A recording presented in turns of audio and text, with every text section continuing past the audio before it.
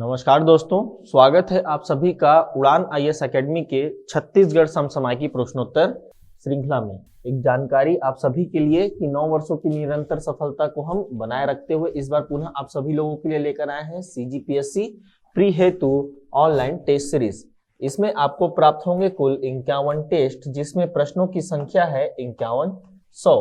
इन सभी 5100 प्रश्नों के आपको उत्तर वीडियो एक्सप्लेनेशन के साथ दिए जाएंगे। अधिक जानकारी के लिए आप हमारे दूरभाष नंबर पर संपर्क कर सकते हैं और ऑनलाइन रजिस्ट्रेशन कर सकते हैं। दोस्तों, एक आपको और जानकारी है कि उड़ान समसामयिकी विशेषांक अब आपको राज्य के प्रमुख डिपो पर उपलब्ध मिलेगी। आप इसे जल्द से जल्द परचेस करें और अपने आने वाली सभी परीक्षाओं में अधिक से अधिक स्कोर करें। ठीक है, आप सभी को बता दें कि 10% से अधिक प्रश्न किसमें आते हैं, समसामयिकी घटनाओं पर आधारित हैं, जिनके आधार पर ही इस बुक को क्या किया गया, बनाया गया है। ये छत्तीसगढ़ पर आधारित होंगे। बढ़ते हैं आज की कड़ी के हमारे पहले प्रश्न की ओर। हमारा पहला प्रश्न है, मोर जमीन मोर मकान योजना संचालित है।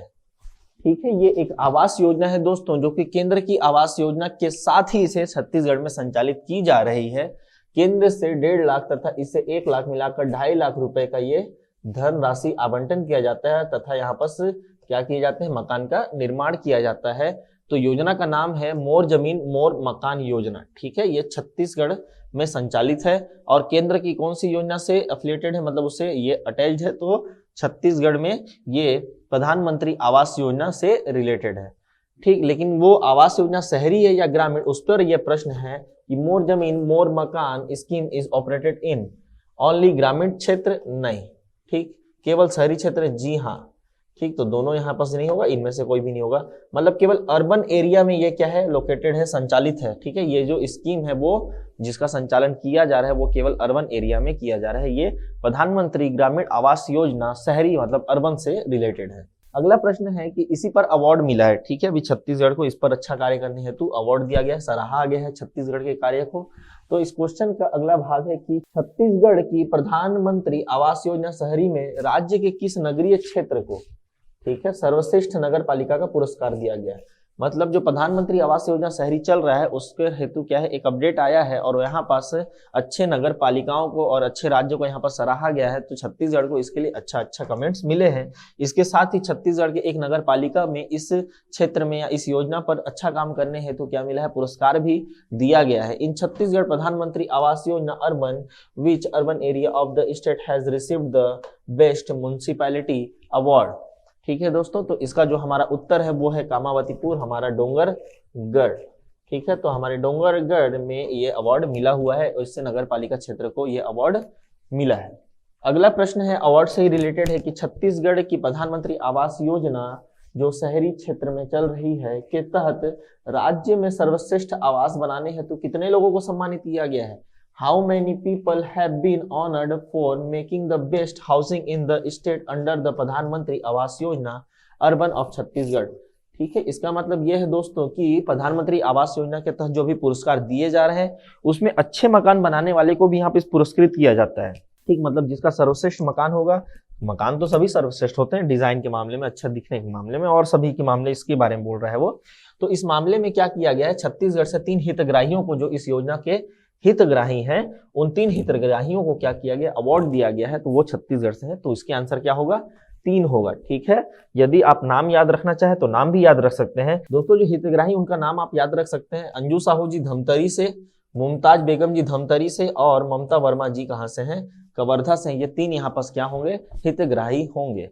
बढ़ते हैं हम अगले प्रश्न की ओर। अगला प्रश्न हमारा है, एकीकृत ई श्रेणी पंजीयन प्रणाली के अंतर्गत प्रकाशित किताब का नाम क्या है। ठीक है दोस्तों, कुछ पिछले महीने के मैंने जो कड़ी थी उसमें बताया था आपको कि ई श्रेणी के यहाँ पास क्या किया गया है, लॉन्च किया गया। मतलब ई श्रेणी के इंजीनियर्स, ठीक है, क्या कर सकते हैं, पंजीकृत करा सकते हैं। उनको क्या मिलेगा, संविदा में काम मिलेगा ब्लॉक स्तर पर। ठीक है, तो उसी के तहत क्या है, एक बेरोजगार पंजीयन प्रणाली खोली गई यहाँ पास। मतलब जो भी अनएम्प्लॉयमेंट है उनके बारे में यहाँ पास एक डाटा रखने के लिए, रिकॉर्ड रखने के लिए एक पंजीयन प्रणाली बुक का नाम रखा गया है। उस बुक में उनका रिकॉर्ड रखा जाएगा। तो उस बुक का नाम बताना है हमें कि वो बुक का नाम क्या है। अक्सर क्या होता है कि हम ये पढ़ लेते हैं कि एकीकृत ई श्रेणी पंजीयन है, ठीक, किस क्षेत्र में लागू है ये भी पढ़ लेते हैं, लेकिन इसके तहत जो डाटा रखा जाएगा वो उस डाटा बुक का नाम क्या है। हमें क्या देखना है, उस डाटा बुक का नाम क्या है। और भी इसके ऊपर क्वेश्चन, ठीक है, इसके ऊपर क्वेश्चन और हैं, ऐसे नहीं अभी बनाएंगे हम, लेकिन अभी तक हम क्या याद करेंगे कि इसके ऊपर डाटा बुक का नाम क्या रखा। What is the name of the book publish under the integrated E category registration system. ठीक है, तो अनएम्प्लॉयमेंट के लिए ये रजिस्ट्रेशन सिस्टम है, इसका डाटा बुक का नाम हमें बताना है। पहला ऑप्शन है बेरोजगारी पंजीकरण खाता, जी नहीं बिल्कुल नहीं। बेरोजगार पंजीयन किताब, जी बिल्कुल नहीं। बेरोजगार संबंधी रिकॉर्ड, जी बिल्कुल नहीं। तो इसका उत्तर क्या होगा, डी बेरोजगार पंजीयन पुस्तिका। ठीक है, अनएम्प्लॉयड रजिस्ट्रेशन बुक, तो ये इसका सही उत्तर होगा, याद रखिएगा। ठीक है, कंफ्यूज कर सकता है आपको, ऑप्शन में नाम में कंफ्यूजन कर सकता है, तो आप इसका एकदम सिंपल सा नाम है बेरोजगार पंजीयन पुस्तिका। ठीक, किसके तहत ये बुक लाया गया है, ये बुक लाया गया एकीकृत ई श्रेणी पंजीयन प्रणाली के आधार पर लाया गया। ठीक है, अनएम्प्लॉयमेंट लोगों का डाटा रखेंगे हम लोग यहाँ पर। बढ़ते हैं अगले प्रश्न की ओर। अगला प्रश्न है हमारा कि बेरोजगार पंजीयन पुस्तिका का विमोचन किस विभाग के द्वारा किया गया है। ठीक है, मतलब इसका जो लॉन्च है, वो रिलीज है, वो किस विभाग ने किया है। डाटा तो रखेगा, लेकिन कौन सा विभाग रखेगा। ठीक है, आपको जानकर हैरानी है कि which department has release the unemployment registered booklet. ठीक, इसमें हैरानी होगी कि ये डाटा आर्थिक नियोजन विभाग नहीं रख रहा है, ना ही श्रम विभाग रख रहा है। खेल एवं युवा कल्याण तो रखेगा ही नहीं, क्योंकि उसका डिपार्टमेंट ही अलग हो जाता है। ठीक है, रख सकता है लेकिन रखेगा। ये जो रखेगा वो कौन रख रहा है, लोक निर्माण विभाग, पब्लिक वर्क्स डिपार्टमेंट के पास ये होगा। ठीक है, ये डाटा पब्लिक वर्क्स डिपार्टमेंट के पास होगा, क्योंकि बताया कि ए श्रेणी के इंजीनियर नहीं बोलेंगे, इस श्रेणी में आपका क्या है, रजिस्ट्रेशन हो जाएगा। फिर आप यहाँ पर 20 लाख रुपए तक के निविदा लेने के, मतलब ठेका लेने के लिए काबिल हो जाएंगे। ठीक है, आपको ब्लॉक स्तर पर जितने भी बेरोजगार होंगे स्नातक किए हुए, ठीक है, सामान्य क्षेत्र है, यहाँ पर भी 2 कैटेगरी में बांट दिया गया है। सामान्य क्षेत्र का है कोई व्यक्ति तो उसके लिए स्नातक, यदि वो अनुसूचित शेड्यूल एरिया का है, अनुसूचित क्षेत्र का है, तो फिर वहां पास हायर सेकेंडरी मतलब 12th होने के बाद उसका ई श्रेणी में पंजीकरण हो सकता है, और उसे 20 लाख रुपए तक के निविदा मतलब कॉन्ट्रैक्ट वहां पास मिल सकते हैं। ठीक है दोस्तों, तो याद रखिएगा कौन सा डिपार्टमेंट है ये, पब्लिक वर्क्स डिपार्टमेंट है, लोक निर्माण विभाग है। बुक का नाम क्या है, बेरोजगार पंजीयन पुस्तिका है, किसके तहत है, एकीकृत ई रजिस्ट्रेशन प्रणाली के तहत है। आगे बढ़ते हैं। धरसा विकास योजना की शुरुआत किस महान व्यक्तित्व के जन्म दिवस पर की गई थी। ठीक है, मतलब ये धरसा विकास योजना चल रहा है छत्तीसगढ़ में, इसकी शुरुआत मतलब इसका जो लॉन्च है ये जब रिलीज हुआ था किस डेट को हुआ था, और उस डेट के समय मतलब उसके दिन, उस दिन किस महान व्यक्तित्व का क्या रहेगा, जन्मदिन रहेगा, हमें ये बताना है। द धरसा विकास योजना was started on the birthday of which great personality. दोस्तों सबसे पहले तो आप ये समझिए धरसा है क्या। दोस्तों धरसा क्या है, गांव को खेत से जोड़ने वाला कच्चा रास्ता। ठीक है, क्या होता है, ये गांव कस्बा होता है लेकिन खेत दूर दूर होते हैं। ठीक है, तो खेत तक जाने के लिए अपने पास रास्ता नहीं रहता है, तो गांव से खेत को जोड़ दिया जाए। बहुत ज्यादा जरूरी होता है दोस्तों ऐसा करना, क्योंकि आपको बैल लेके जाना है, बैलगाड़ी लेके जाना है, ट्रैक्टर लेके जाना है, कुछ और मशीन लेके जानी है, तो गांव में तो ये मशीन आ सकता है लेकिन ये खेतों तक नहीं जा पाता। तो इस हेतु सरकार ने धरसा विकास योजना की शुरुआत की है, ताकि सभी खेतों के पास एक रास्ता हो जाए वहां तक जाने के लिए। ठीक है, जिससे अच्छी कृषि हो सके। तो इस प्रकार के उद्देश्य को लेकर छत्तीसगढ़ शासन ने धरसा विकास योजना को लॉन्च किया, और इसका जो लॉन्च डेट था वो था 6 अक्टूबर 2020। ठीक है, डेट से समझ में आ रहा होगा 6 अक्टूबर। गुरु घासीदास जी हो सकते हैं, जी बिल्कुल नहीं। राजीव गांधी जी भी नहीं है, महात्मा गांधी जी भी नहीं है, तो आंसर होगा स्वामी आत्मानंद जी। ठीक है, 6 अक्टूबर को स्वामी आत्मानंद का क्या आता है, जन्म दिवस होता है, तो उसी दिन इस योजना को क्या किया गया था, लाया गया था। अगला क्वेश्चन है आज के डेट के ऊपर, क्योंकि आज है मेरी क्रिसमस और आज ही के दिन सी राजगोपालाचारी जी भी क्या हो गए थे, उनका पुण्यतिथि होता है। ठीक, तो उसी पर क्वेश्चन बनाया गया है कि श्री राजगोपालाचारी जी, जिन्हें राजा जी के नाम से भी जाना जाता है, इनका छत्तीसगढ़ आगमन कब हुआ था। ठीक है, छत्तीसगढ़ आगमन कब हुआ था, Shri Rajagopalachari ji the first arrival in Chhattisgarh. दोस्तों आप सभी को पता ही है असहयोग आंदोलन, असहयोग आंदोलन के समय क्या होता है। ठीक है, छत्तीसगढ़ में 3 यहाँ पास व्यक्ति आते हैं, सी राजगोपालाचारी जी आती हैं, सुभद्रा कौरी चौहान जी आती है, और डॉक्टर राजेंद्र प्रसाद जी आते हैं। ठीक, लेकिन आप हड़बड़ी में क्या करेंगे, असहयोग आंदोलन को 1921 ना मार के 1920 लगा देंगे, जो कि पूर्णतः क्या हो जाएगा, गलत हो जाएगा। इसका सही उत्तर होगा 1921। ठीक है, असहयोग दिसंबर में खुद चालू हुआ था।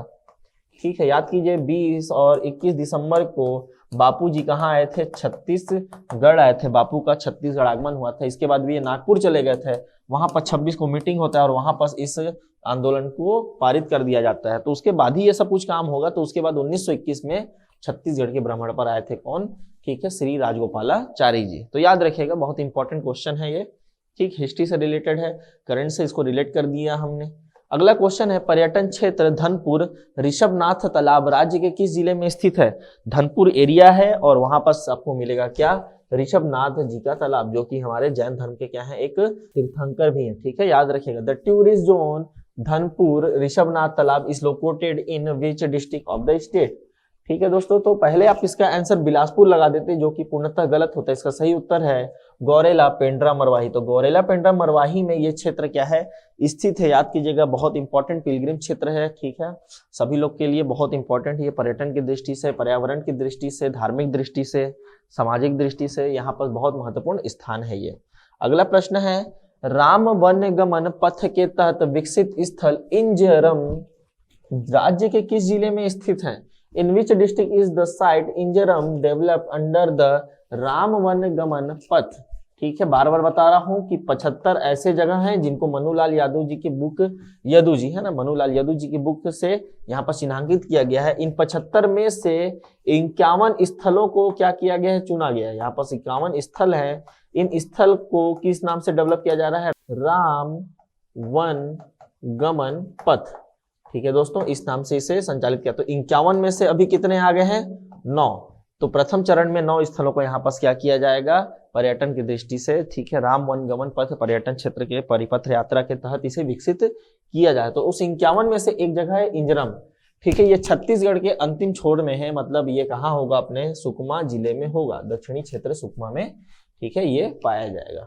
समझ में आ गया होगा दोस्तों। बढ़ते हैं आज की कड़ी के हमारे अगले और लास्ट प्रश्न की ओर। हमारा अंतिम प्रश्न है कि तहसील पुनर्गठन के पश्चात रायपुर जिले में तहसील की संख्या, बहुत इंपॉर्टेंट, रायपुर जिला the capital of Chhattisgarh.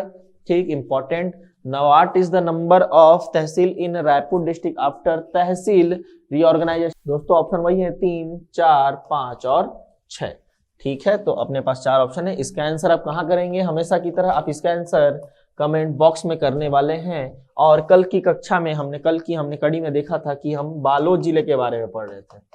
Balod का पढ़ा था। ऑलमोस्ट सभी लोगों ने इसका आंसर सही दिया है। बहुत अच्छा लगा, आपने इसका अटेम्प्ट किया और इसका आंसर आपने सही दिया है। Very good. फिर भी मैं इसका आंसर आपको बता देता हूं एक बार, जो हमारे और विद्यार्थी उनको पता चल जाए इसका आंसर। तो बालोद जिले में दोस्तों अभी कुल वर्तमान तहसील की संख्या, और कब से तहसील की संख्या? 11 नवंबर के बाद से जो 23 तहसील बने हैं पूरे के पूरे छत्तीसगढ़ में, उसके बाद से बालोद की बात करूंगा मैं। तो बालोद में जो तहसील हैं उसकी वर्तमान संख्या हो जाती है 6। ठीक है, उसकी वर्तमान संख्या हो जाती है 6। और यहाँ पास कौन कौन सा 6 होगा दोस्तों? बालोद, गुंडरदेही, डोंडी, डोंडीलोहारा, गुरूर, ये 5 तहसील शुरुआत में हुआ करते थे। 23 तहसील बनने के बाद से एक तहसील बालोद में भी बढ़ गया है, वो है अर्जुनदा। ठीक है, तो नवीनतम तहसील यहाँ पास कौन सा होगा बालोद का? वो होगा अर्जुनदा होगा। और यहाँ पर जो विकास खंड की अगर मैं बात करूं तो विकास खंड अभी भी 5 ही होंगे, बालोद, गुंडरदेही, डोंडी, डोंडीलोहारा और गुरूर। तो ये 5 विकास खंड होंगे और 6 तहसील हो जाएगा कहाँ? बालोद में। ठीक है दोस्तों, ये समझ में आ गया होगा आपको। अब आप आज के लिए क्या है, आपके लिए रायपुर का आंसर आपको कमेंट बॉक्स में करना है। दोस्तों ये रहा हमारा आज का आंसर की। आशा करता हूं कि आप सभी को ये लेक्चर बहुत पसंद आया होगा। 10 प्रश्न बहुत अच्छे लगे होंगे, तो आप इसे जरूर लाइक कीजिएगा और हमारे YouTube चैनल को सब्सक्राइब करें, ताकि आपके पास सभी वीडियो के नोटिफिकेशन जल्दी से जल्दी आ सके। और आप इसे क्या करेंगे, अपने दोस्तों के साथ शेयर भी करेंगे, ताकि अधिक से अधिक अभ्यर्थी इस हमारी पहल का लाभ उठा सके। इसी आशा के साथ मैं मिलता हूं दोस्तों आपसे कल की कड़ी में। तब तक के लिए जय जोहार, जय छत्तीसगढ़।